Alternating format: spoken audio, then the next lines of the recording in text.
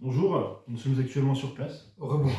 Rebonjour. Pour discuter, nous allons discuter différents produits de marque Nose. Vous remarquerez, il manque un orang-outan, mais il n'est pas là. On sait pas s'il vient ou pas, s'il vient, on l'insultera tous ensemble et puis on lui mettra une petite torgnole histoire qu'ils comprennent la vie finalement. Voilà. Et bref, en attendant, on va commencer avec ce jambon ibérique. Alors, de marque jambon sec. Ouais, ça commence bien. Alors c'est au jambon de porc, au dextrose, à l'antioxydant. Origine de l'ingrédient principal, Union Européenne. Autant dire qu'on sait absolument rien de ce jambon. Je sais un peu ça commence à gland, mais voilà.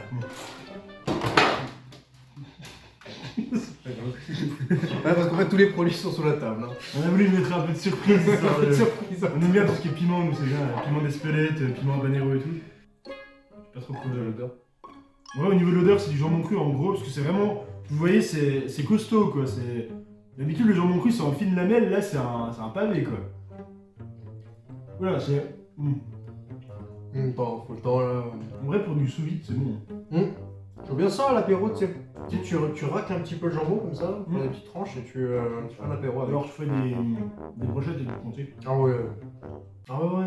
Bah, en fait, c'est vachement bon, juste ça fait bizarre parce qu'en fait, le jambon comme ça, on a l'habitude de le manger en fine tranche, là c'est vachement gros. Et on est carnivore ici ou pas là? On recoupe-moi en, Vas-y. En fait, c'est vraiment bon. On va taper le jambon. C'est quoi le prix déjà? Rappelle le C'est prix. 2,20€ je crois. C'est franchement pas mal. Ouais, j'en pense pas. Non, vraiment. Sans l'apéro. Oh, accompagné d'une bonne bière. Ah, tiens. Voilà ce qu'il faut. Parfait. Putain, mais la transition c'est tout le fort là.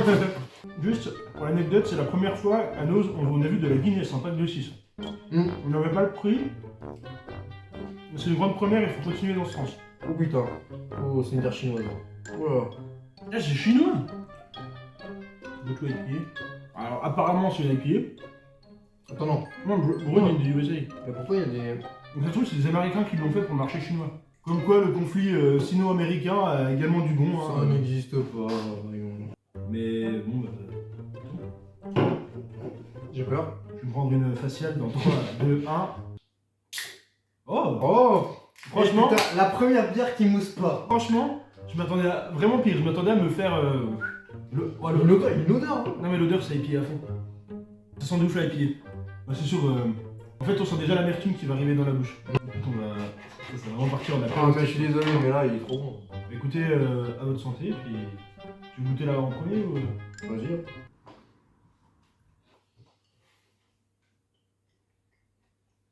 C'est vraiment l'IPA la plus classique. C'est vraiment une IPA de base. Par contre, elle est vachement bonne. IPA classique, ni plus ni moins.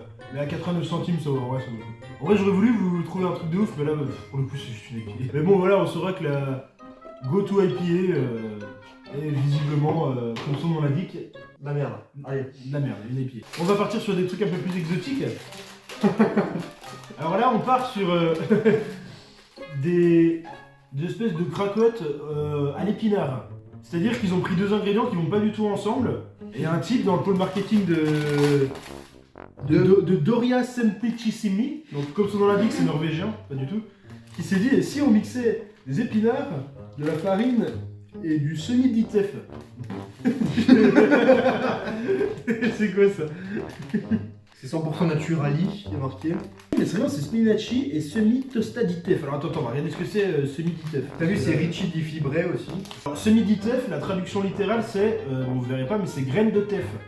Alors du coup, ça nous aide absolument pas. Le teff est une plante monocotylédone. Ah, c'est un graminé. En vrai, il y a pas de trucs chimiques dedans. Hein. Ça va être assez sain. C'est transformé, mais c'est. Voilà, il n'y a pas de trucs chimiques donc. Alors ouais, en fait, c'est des céréales de grande culture comme le blé ou l'épeautre. C'est rangé comme les Belvita. Ouais, j'ai vraiment cru que c'était un Belvita. Après, on fait un mix avec le saucisson. Bah, c'est très fin, ça ressemble à chacun. Ouais. Concrètement, c'est un espèce de knackebrot comme ils disent en Suède. En gros, c'est une cracotte avec du coup un espèce de mix, enfin un dérivé du blé puis de l'épinard. Il n'y a pas d'odeur.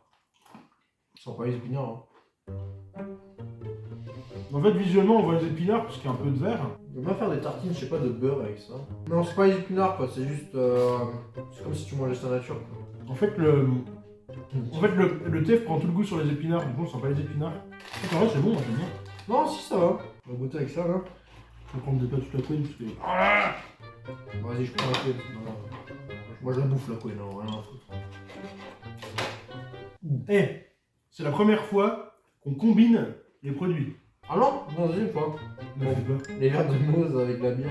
Ah oui, oui, bah oui, pour deuxième fois.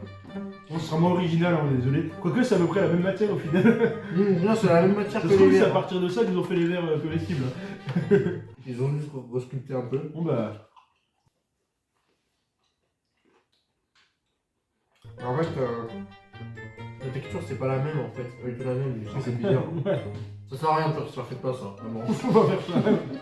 En fait, on a l'impression de manger deux choses totalement différentes mais qui n'ont aucune homogénéité, genre.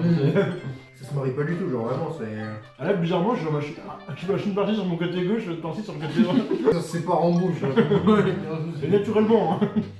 Aïe. Pourquoi après? Une petite merde là, non? La grosse merde, hein. Ouais. Alors, niveau emballage, on dirait tu sais, les Lipton Ice Tea là. Ouais. C'est un spa aux fruits.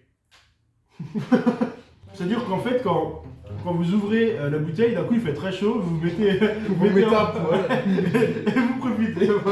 80 centimes, hein. Et alors, c'est des pétillants à l'orange. Donc en gros, concrètement, c'est censé ressembler à de l'orangina. Ouais, mais bon, déjà quand tu regardes la couleur, tu te dis c'est pas de l'original quoi. 81% d'eau, 10% de jus de fruits. On sait pas où c'est produit. A.be, c'est belge. Ouais, nos amis belges. That's like belge. Oh putain. Et attention, ils l'ont précisé, il n'y a pas de couleur artificielle. Genre, il n'y a pas de couleur artificielle là-dedans, quoi. Bon bah, tu goûtes.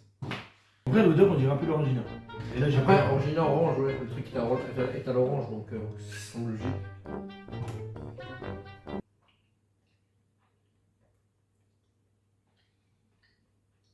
C'est pas mauvais.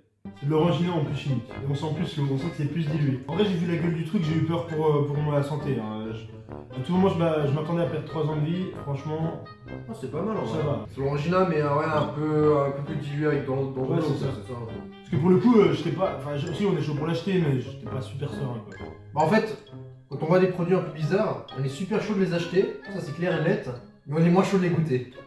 Bah écoutez, le spa fruit, je m'attendais à rien et je suis déçu quand même. Non, en vrai, ça va. Non, franchement. Non, moi je m'attendais vraiment à un truc immonde.